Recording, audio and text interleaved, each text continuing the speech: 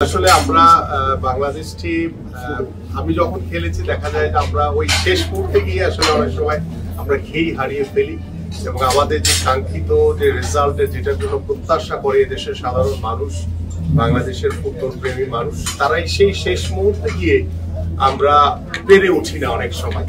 তো সেই জায়গা থেকে আসলে আমার কাছে মনে হয় যে বর্তমানে বাংলাদেশ ফুটবল টিমের যে স্ট্রেংথ রয়েছে এবং হামজা চৌধুরী এবং আমাদের সামিদ সোম সহ যে আমাদের যারা বাংলাদেশ বংশোদ্ভূত যারা রয়েছে বিভিন্ন দেশে যারা বসবাস করছে তাদের উপস্থিতিতে কিন্তু বাংলাদেশ দলের ভিতরে একটি গতি ফিরে এসেছে। বাংলাদেশের একমাত্র স্মার্ট সিটি বসুন্ধরা এখন আরো নিরাপদ, আধুনিকতায় আরো এক ধাপ এগিয়ে। যে গতকালকের যে ম্যাচটি নিয়ে বাংলাদেশ এবং হংকং এর ম্যাচটি নিয়ে বেশ কিছুদিন ধরে বাংলাদেশের সারা বাংলাদেশেই সকল দর্শকদের যে একটি উৎসাহ যে একটি উদ্দীপনা এবং আমার পরিবার বা তামিম ভাইয়ের পরিবার বা অন্যান্য সবার পরিবারের কিন্তু মাঠে উপস্থিত ছিল। সেই উপস্থিতি কিন্তু প্রকাশ করে যে বাংলাদেশের যারা দর্শক তারা কিন্তু ফুটবলটিকে এনজয় করেছে এবং ফুটবলটিকে দেখে তাদের ভিতরে একটি অন্যরকম একটি ভালো লাগায় যে উত্তেজনাপূর্ণ যে ফুটবলটি সেটি তারা সকলে এনজয় করেছে। বাট এন্ড অফ দ্য সময় এসে লাস্ট মুহূর্তে এসে যখন আমরা হেরে গেছি তখন হয়তো বা আফসোস দিয়ে বেরোলেও বাট আমার কাছে মনে হয় যে বাংলাদেশের ফুটবলের যে একটা পরিবর্তন আমরা দেখছি, একটা গতিশীলতা দেখছি।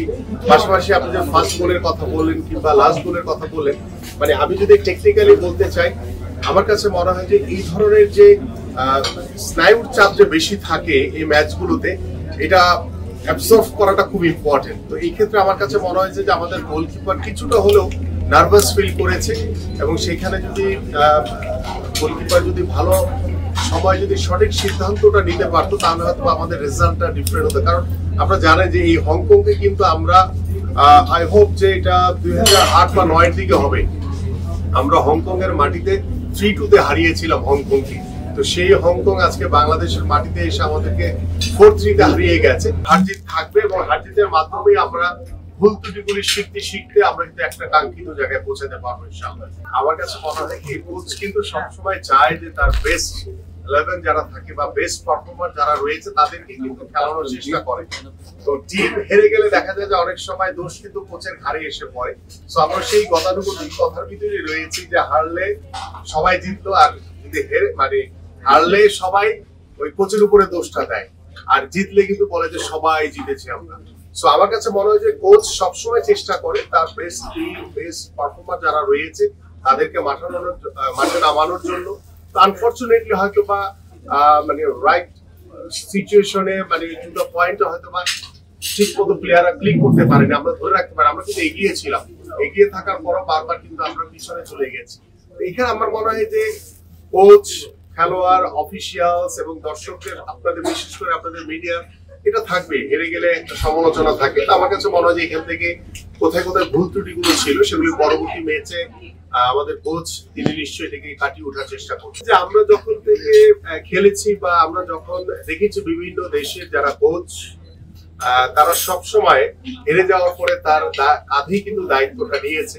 কারণ ক্যামেরার সাথে আমাদের খেলোয়াড়দের কি সম্পর্ক রয়েছে ইন্টারনাল আমাদের অফিসিয়াল সেটা কিন্তু আমার মনে হয় যে ওই সিচুয়েশনটা বলবে যে আসলে কেন ক্যামেরা এইভাবে কথা বলেছে। সো আই হোপ যে এই বিষয়টা নিয়ে আমাদের টিম ম্যানেজমেন্টে যারা রয়েছে তারা আলাপ আলোচনার মাধ্যমে এই সমস্যাগুলো ভবিষ্যতে যাতে না হয় এবং খেলোয়াড়, কোচ এবং আমাদের অফিসিয়াল যারা রয়েছে তাদের ভিতরে যাতে একটি চমৎকার আন্ডারস্ট্যান্ডিং এর মাধ্যমে আমরা যাতে পরবর্তী ম্যাচগুলোতে যাতে আমরা বাংলাদেশ ফুটবল টিম ভালো রেজাল্ট করতে পারি। আমার কাছে মনে হয় যে অ্যাওয়েতে বাংলাদেশ দল ভালো করার সুযোগ অনেক বেশি, কারণ নিজের গ্রাউন্ডে দেখা যায় যে অনেক সময় এটাকে কাজে লাগানো যায় না বা কাজে লাগাতে সুযোগ থাকলেও হয়তো হয়ে ওঠে না। আমার কাছে মনে হয় যে বাংলাদেশের মাটিতে যখন খেলেছে তখন বাংলাদেশের দর্শকদের কিন্তু একটি চাপ ছিল যে ভালো কিছু করা হয়। এই যে স্নায়ুর যে চাপটা সেটা হয়তো আমাদের খেলোয়াড়রা প্রপার ওয়েতে নিতে পারেনি, বাট হোপফুলি সেখানে অ্যাওয়ে ম্যাচে কিন্তু বাংলাদেশের কোনো দর্শক থাকবে না। সো আমার মনে হয় যে প্লেয়াররা ওইখানে আরো ভালো কিছু করার সুযোগ রয়েছে।